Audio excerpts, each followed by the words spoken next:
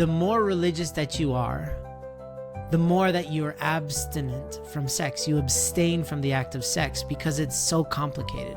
There are 4 aspects of self: mind, heart, body, and soul. You don't care about any of that. You throw it away because you just want their body, right? You are looking for love, but you'll settle for lust because when you're really desperate, they taste the same. Welcome back to Love, Life, and Legacy, the podcast dedicated to helping you navigate these hypersexualized times of ours. And in today's episode, I unpack love and lust. And especially lust, because it is something that surrounds us, something that infiltrates our better judgment on the regular. And yet we seldom even notice it. So it's kind of like this weed that sneaks its way into the garden of our hearts and in our minds. And it slowly influences us towards the wrong direction.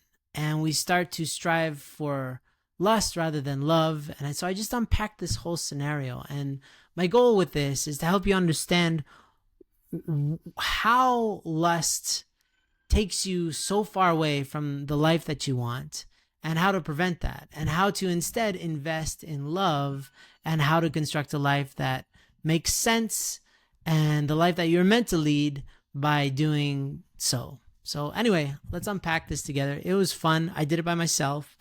If you hate the sound of my voice, this is going to be excruciating because it's just a solo episode. But if you really want to understand this dynamic and you want to understand how to build a life that you don't want to run away from, then please join me in this episode. It's nice to have you back. Nice to see your face. Let's get into it.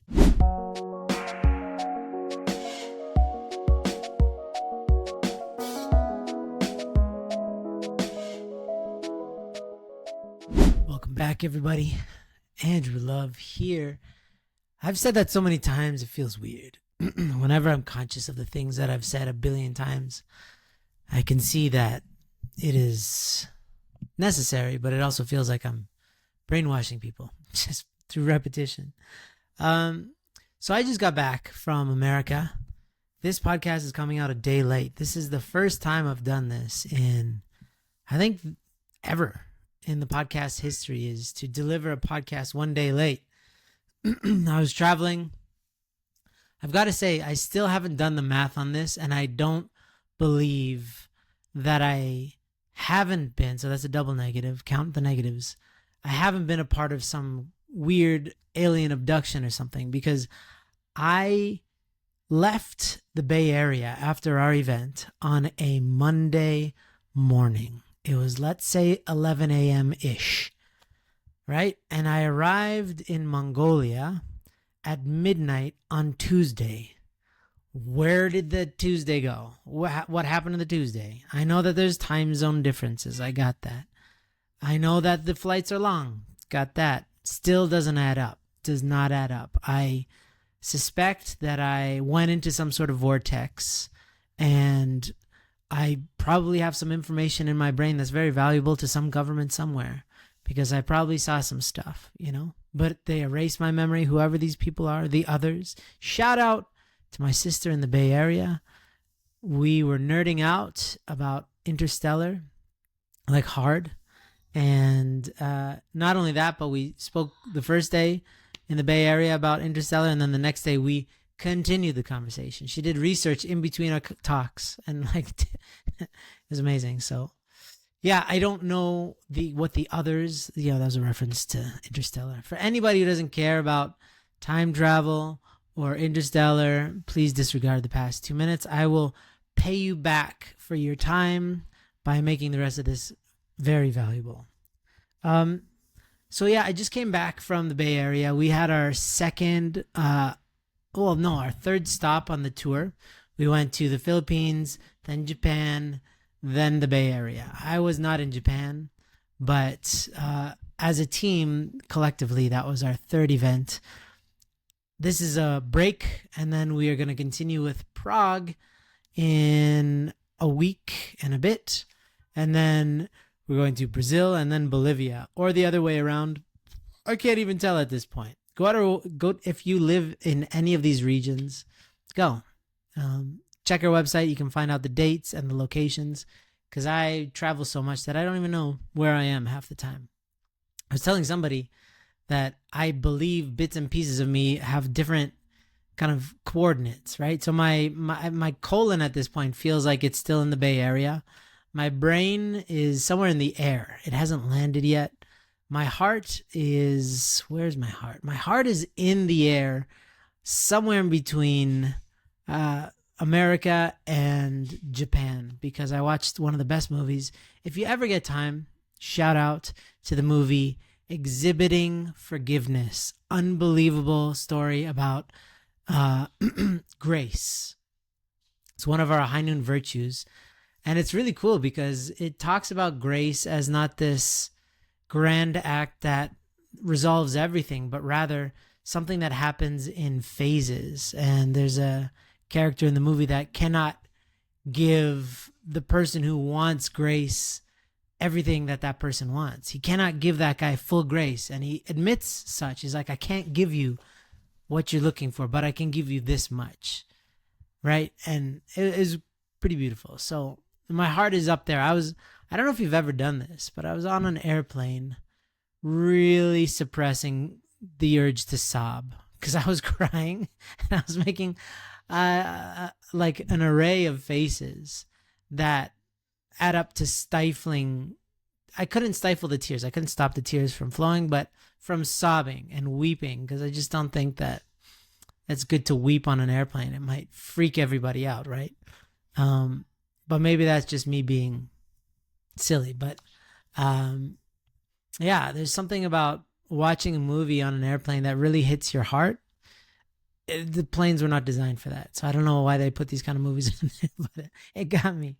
So if you get a chance, it's a very special movie that somehow I didn't even hear about it, but I've been on planes for so long that I was really going into the archives, and I was the obvious ones like the Marvel movies. I just couldn't get with it, and so I just kept on looking, and I found this one movie. Anyway, amazing. If you have a chance to check it out. That is not what today's episode is about. Today's episode is about lust. And I really, really, really want to unpack this episode, the concept of lust, because I think we are stricken by it in a way and hypnotized by lust in a way that is so common that we don't even see it happening. So I think it's mandatory for us to understand when we're operating from a place of lust and when we're operating from a place of love. And let me tell you, there's this idea of Cupid hitting you with arrows, right? And then you fall in love. And this is like something that happens maybe once in your life, right? But the lust arrows hit you every day, all the time, because our culture is so hypersexualized. We just don't even know what we're seeing. We just think it's normal, but it's super unhealthy. And I do want to unpack it, because here's why. Religions are typically so scared of anything to do with sex that they put it all in a blender and they throw it all away. I don't know why they would put it in a blender first, but they just they glue it all together. They clump it all together, right? They aggregate the entire act of sex and say, I don't know, that's satanic, but God is great, but sex is complicated, so let's not deal with it. So traditionally, and we give these talks, religion, the more religious that you are, the more that you're abstinent from sex. You abstain from the act of sex because it's so complicated. It's so entwined. The act of sex is so entwined with evil itself that in order to rise above the evil affiliated with sex, you just stop having sex because it's too complicated. But I sincerely believe from the bottom of my heart and from my experience in working with High Noon that True Parents opened a door that allows us to untangle the darkness from the act of sex and integrate God piece by piece into our experience of sexuality such that they become unified, so that our sex and God don't ever separate. Because why would you, right? Why would you take out God, our heavenly parents from any aspect of your life willingly? You wouldn't, is the answer. We do it all the time, but we do it unconsciously. So, yeah, sex together with love takes you towards Chanelguk. It takes you to a place of fulfillment, a place of belonging where you feel like everything makes sense. And sex without God, that is lust. Lust is the avenue that takes you that direction. That takes you towards this confusing place where nothing makes sense, actually. Everything is about longing. Everything is about consumption, and nothing fills you up because you're trying to do it in the opposite way that was intended. You're trying to feed the body in order to get to the soul, and that just don't work. You got to feed the soul in order to have a satiated body or a sated body. So I nerded out. I got to say, so I have this, I want to say it's a moleskin, but it's not. It's hard to find moleskins, the dimensions of moleskins. I feel like I'm nerding out because I don't have Benji to keep me in check here, but I have all these workbooks that are wider than a moleskin, and it's a point of anxiety for me because I have to fill in the pages, but it just is too much. But I filled it in with a bunch of stuff, and I'm going to be referring to it to stay on task, to stay on topic. And the reason is that I wanted to systematically unpack this. When I travel away from my family, something happens, right? You are a different person when you're with and without your family. I believe that your family keeps your feet on the ground, and it's really important, but it's also, in my opinion, necessary for me. I don't know if it's for everybody, to take time away from your family and to become independent and to let yourself drift off into new realms. Like not dangerous. You got to hang out with the right people so you don't drift off into darkness. But like I was giving a high noon workshop, right? So I was surrounded by really great people, but traveling like on all the airplanes and also just being immersed in the act of giving content and environments to people, it really put me in a different state. And I would recommend that even if you're single, to take a vacation from your single life and to go somewhere new is so refreshing and revitalizing for your mind, for your heart, for your spirit, and for your body. It's a little rough on your body, actually, because you end up eating weird stuff that you'd never normally eat, like 5 cookies. I think I ate 4, definitely 4, 100%. I could say 5. I'm not sure, because somebody baked me the most delicious cookies and I couldn't stop myself. And I was in a hotel by myself. I would never do that in my home. So anyway, with this alternate universe that I was living in, I was able to gain access to new insights, glean new insights about things like lust. And I was really thinking a lot about it. And I could see it visually. And that's, good art. Like why I mentioned that movie is because good art stimulates all these ideas. Bad art also stimulates all these ideas, but it takes you to a really dark place. Like, or it just makes you stupider if it's like an action movie. Typically they make you dumber. But that movie that I mentioned, the Exhibiting Forgiveness, it was like an avalanche of inspiration that I came up with. And I looked at the relationship between the husband and wife in this movie, and it was so pure and it was so beautiful. They loved each other so intensely and immensely and genuinely.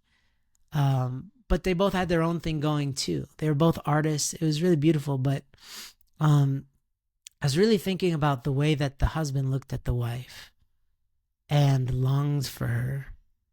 And there's one scene when they start, you could tell that they started to kiss and they were about to make love as a couple. But it wasn't like graphic or anything. They cut away because that wasn't the point. The point was that they loved each other in many dimensions, and sex was one dimension. But the way that he looked at her was he wanted to be with her in such a deep way, and sex was the natural conclusion of his longing, but it wasn't the point. He looked into her eyes and he just loved her so much, and he wanted to celebrate that love. And she looked at him. They're both doing something else. She was playing the guitar, and then she's like, okay, I guess I'm done, because she wanted him as well, because she longed for him. And in that moment, I was really looking at this experience of how they loved each other and longed for each other, and compared that to what lust is. And this is why I'm doing this episode. they connected to each other in such a deep way through the act of sex that I can guarantee you fulfilled them on such a deep level afterwards, that of course it's a great feeling for the body, but the body wasn't in control. It was their hearts that were driving their body. Whereas lust continually and exclusively has the body in the driver's seat. And our heart progressively gets turned off. It has to, because it cannot really viably look at the act of sex as perverted through porn and through the, like selfish acts and get anything from it. In fact, it's offensive to the heart, to the soul of humans for us to view the act of sex so perverted, because it's devoid of love and meaning and connection. It's entirely about dominance. It's entirely about two people or more, in porn, who are essentially self-gratifying with each other. It's the act of self-gratification in front of each other and with each other and into each other. And it's very bizarre. So it has nothing to do with love or longing to be understood, but it has everything to do with dominance and control, right? And for some people to be controlled, because they also have, those things to work out in themselves. So I wanted to first unpack lust. I think it's just really, really important for us to understand what lust is and how it's not connected to love. So to long, again, to be passionate about your spouse and to really want them sexually is not lust, right?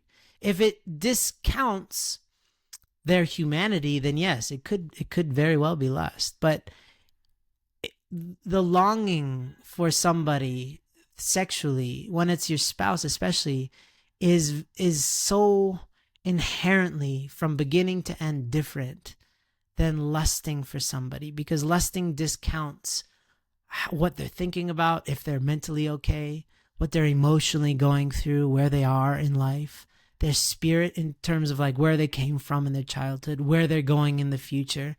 Just don't worry about the past, present, or future, right? Oh yes, Benji here, guys. If you've benefited from this episode and you love the podcast, then please consider becoming a donor for High Noon. It is a special privilege to be a donor. If you want to donate just $10 a month or $20 a month or $100 a month, if you want some way to contribute to something really, really impactful, and you have some cash to do that, then please let High Noon be that for you. We welcome you. We are still a nonprofit, and we use all the funds to help support our programs, to change the lives of lots of people and travel the world and do epic stuff like that. So please go to highnoon.org/donate and please help us out. All right, see ya.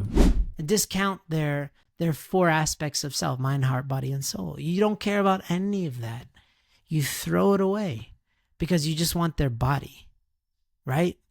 You have sex at the expense of yours and theirs, mind, heart, and spirit. And it's specifically to feed the body, right?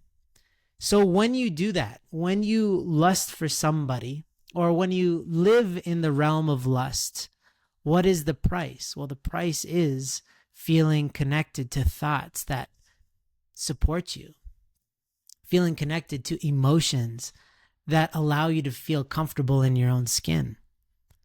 Sorry, there's some technical difficulties there, but I wanted to go down the road of understanding lust.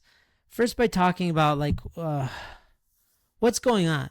Why would we lust? Because, if you could choose love, eternal love, a love that allows you to feel like you have a place in this, in this universe, in this cosmos, or you could choose lust that really excites the body, but leads you down this path of loneliness. Like, why would you choose the latter?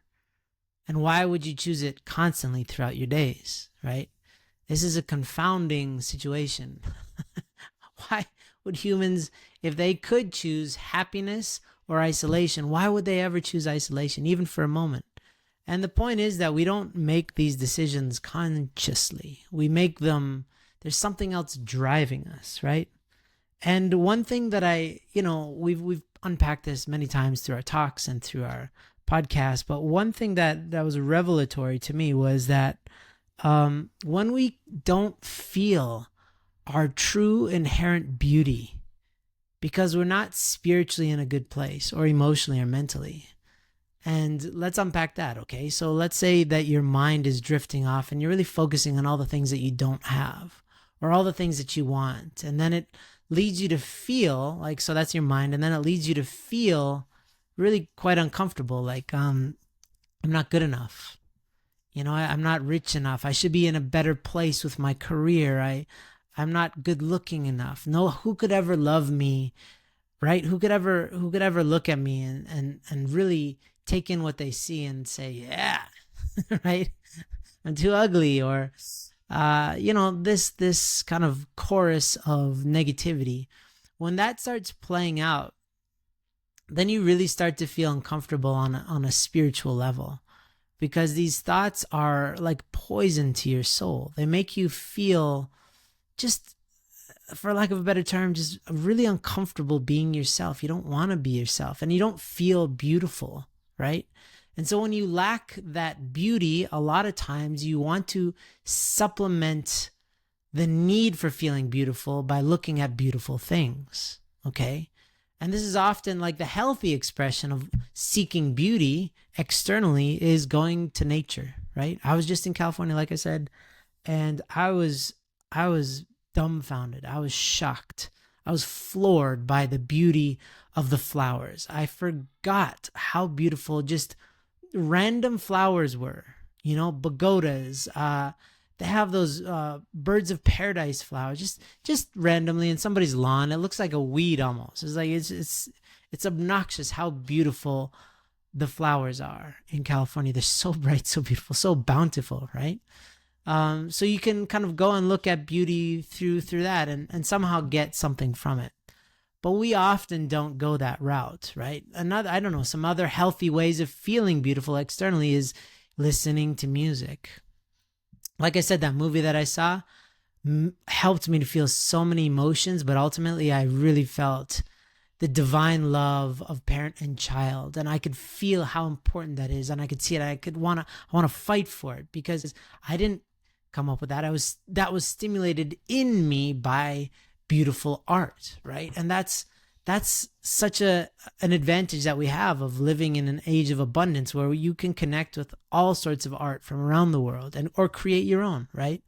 That's another way of feeling beautiful, is getting into flow state, doing something, a hobby that you love, right? But in reality, most of us, most of the time, borrow beauty from Instagram, TikTok. We look at cool people. We even I would say motivational porn, watching somebody who really inspires you, whatever. That's, I think, short-lived. I don't think it's very helpful, but especially things like porn. When you think about this, you're feeling lonely, so you watch porn. And we know that it's a false form of connection, and you're seeking connection, but you're also seeking beauty.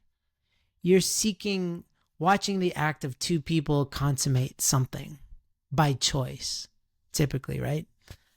Even though we know that it's an illusion, and many of them are not doing this by choice, but this is the mirage that we're choosing to believe in when we watch porn. And yes, of course, there's emotional stuff going on in the background, but a big part of this is you are looking for love, but you'll settle for lust. Because when you're really desperate, they taste the same, right? You could have the most, like out here in Mongolia, you can get the best steak you've ever had in your life. I had one actually right before I left. I went out on a really nice date in this really high building. We were on the 25th of 26 floors. And my wife and I went to this Italian restaurant, and I got a steak. And the steak out here is from cows that don't know prison. They've never been to prison, because they just walk freely. They sashay, if anything. They walk with style. I think I saw a cow with a hat the other day, right? And a pipe. But these guys are super healthy, and it's the best steak in the world that I've ever had. It was so good. not because it was prepared particularly well, is because the meat itself was real, right? So you can compare that, and you can also have some potato chips that are steak flavored, that are designed in a lab, that are gonna make you feel awful, right? But when you taste both, maybe your tongue is fooled into believing that they're one and the same. But how they make you feel if you eat both every day over a long period of time is worlds apart. One will create all sorts of havoc in your body, and the other one will help you get really good proteins and make you very strong, right? Same with when you're seeking after love, but you settle for lust, the taste might be very similar from the outset. And that's why it's hard to distinguish when you're seeking for love, but you're watching porn. It feels kind of okay in the moment. You're mesmerized by I don't know, just by what you're seeing, what's coming in through your senses. Just feels like it's not so bad. But then when all is said and done, you feel so much different. And that's because you're seeking after beauty, but you settled for lust. So lust is interesting because it can collaborate with so many different emotions as well. If you think about it, lust can collaborate with anger, right? There's so many people that we talk to that they start out angry and then they end up watching porn. They start out feeling depressed and they end up watching porn. And so they're lusting. It's like you're willing to let somebody else suffer in order to ease your pain, right? And that's like, there's something called bloodlust, right? Where people hunger for violence and all this stuff. They're just yearning to inflict pain on other people, and there's some of that in porn. Think about it. And so it's very bizarre because the one thing that is a non-negotiable aspect of sexuality that we need in order for sex to fulfill its own purpose is love, is intimacy. And those are the two things that lust can never collaborate with. They can only collaborate with lower emotions that are immature, right? Anger is not bad, but if you can't deal with your anger, then you just have immaturity, right? And so they deal with these kind of lower urges, these kind of immature impulses. And when they work together, they create this recipe that allows us to feel miserable. Okay? And I want to get into something else, okay? This might seem male specific, but it also applies for women, that there's so many people in the biohacking space or relationship space, online, that are really against the act of release, especially the male release through sex, right? Through ejaculating. And they say that you shouldn't, and it drains you. There's different people that say different things about females. I mean, it's a very different set of mechanics, but especially when it comes to men, is that if we release, we lose power, we lose energy, we lose clarity, we lose drive.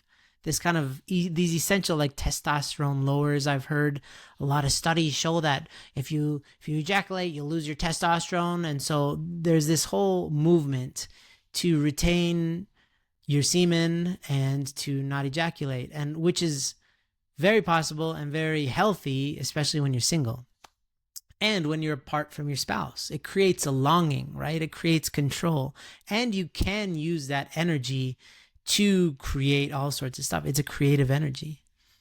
But here's where all the science, you can see a giant hole in it, is that they never account for spiritual means, for the soul, and for something that in the divine principle calls universal prime energy, right?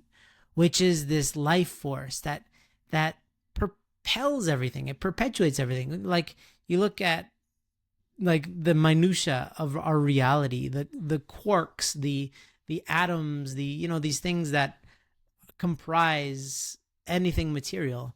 Why do they get out of bed in the morning? Why do they do anything, right? What moves them? What causes them to move? And that's what in the divine principle calls universal prime energy. That same energy is this life force that moves through us.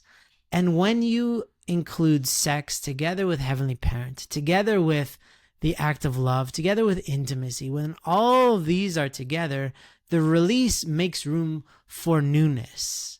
Okay.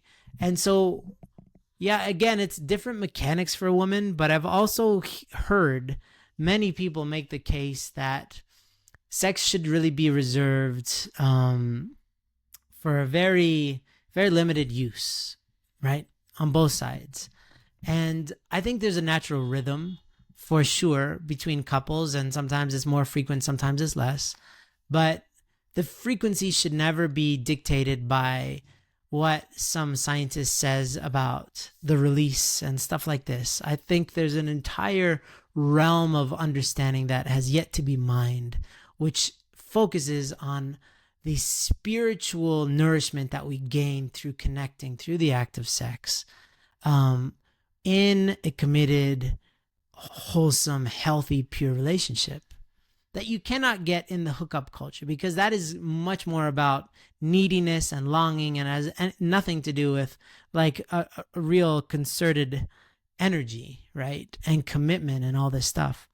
But when you combine those key ingredients of commitment, then let's say starting with commitment, then what you're doing is it's an investment. Sexuality is an investment, but only when your heart is in it. Because if you, even in a committed relationship, lust for somebody and have sex devoid of Heavenly Parent, God, devoid of caring and concern and empathy, devoid of consideration, then that's a liability, and it will drain your relationship of the nourishment that it requires to be healthy. But when you have really God-centered, love-centered, commitment-centered, empathetic-centered sex as a couple, you are enhancing the relationship in all dimensions. It will impact your trust and so many other things, right? So I just have one last point here. I know I'm nerding out quite a bit, but I mean, that's what I do for a living, right? We feed our lust sometimes in drips, and sometimes we have an atomic blast. And okay, so in terms of drips, it's like every time you scroll down and you're secretly looking, you're longing for that beauty and you get it. You're looking at attractive people, scantily clad people. What you're doing is you're drip feeding your lust. This hunger, this desire, you're feeding the hunger, which is interesting. You're not quelling it. You're amplifying that hunger to consume. And these little drips turn yourself into a ravaged, hungry beast that needs something that it can never be full consuming. Like there's no end to that hunger.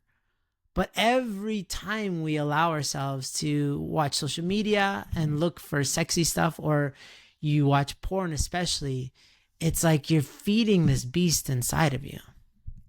Yeah. And so this also happens in real life. When you go outside and you see really attractive people, when you have a lust that you're feeding, you really stare at them, you really consume them, you really have carnal longings to eat them, for lack of a better term, to consume these people that you're looking at, rather than looking at like a healthy, full person looks at attractive people and wants what's best for them. Somebody who's really starting to feed their lust does not think about that person's life. They just want them. They want to consume them, right? So it's starting the process of stimulating your body at the behest of your mind, your heart, and your spirit. And we need to watch that, because that can happen easily online. Again, the drip feed of looking at content. It can happen in Reddit. I know a lot of people who really feed that beast, and their drip content is through, subreddits that are very sexual in nature. It can happen through song. It can happen through movies.